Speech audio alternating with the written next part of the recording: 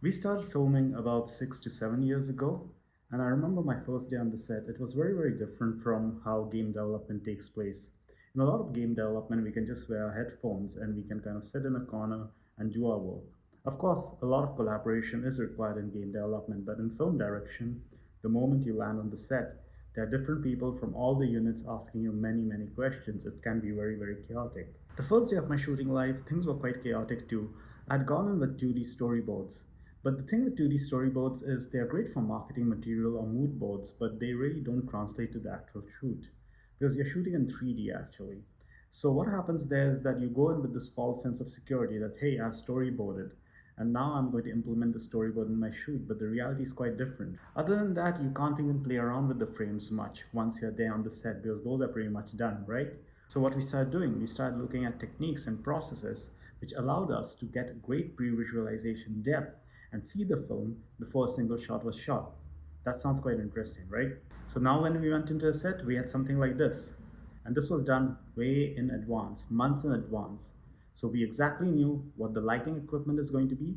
We knew what kind of lights we are going to use. We knew the whole set decoration. I personally also knew the actor movements. Now, one important thing, I never ever show the actors the 3D pre-visualization because I want them to be spontaneous. For the rest of the crew though, it is a must to see it. And also this leads to a calmer set. For example, think about this. I'm talking to you about a shot. The camera will slowly come down behind a car, move around the car, reveal the actors, and then move ahead.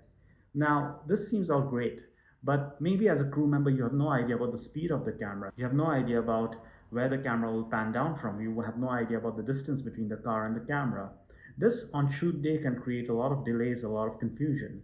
But when we did the pre-visualization for this scene and we were using a jib operator for this, all we had to do is show them the scene and that's it. Within one take, we had the shot and then the rest of the 3 takes were just modifications. So talking about tools, what are the tools that we use? Now these are just the tools we use. There are other tools too. So first is iClone. So iClone is a great software. It comes with a lot of characters and you can tweak these characters in many, many different ways. For someone like me, it gives me a lot of liberty when it comes to the look of the character.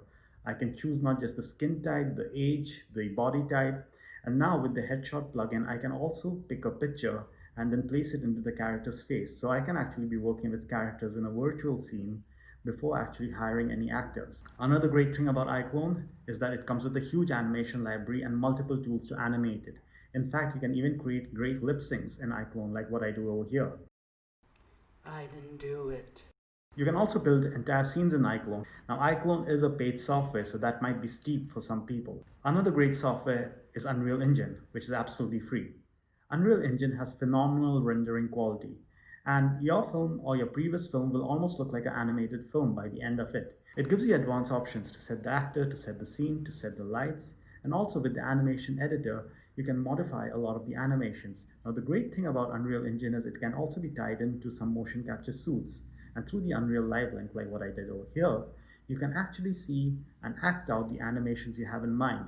This is very, very useful because sometimes with all the libraries of animations that you have, you might not have that one specific animation that you really, really need. Now, another great resource is Mixamo. Now, Mixamo is not an engine, nor can you create an entire scene in it, but it has many, many characters with many animations that you can use to bring into Unreal or to bring into iClone. This is a free resource too. So it's great for beginners who are just trying to play around with.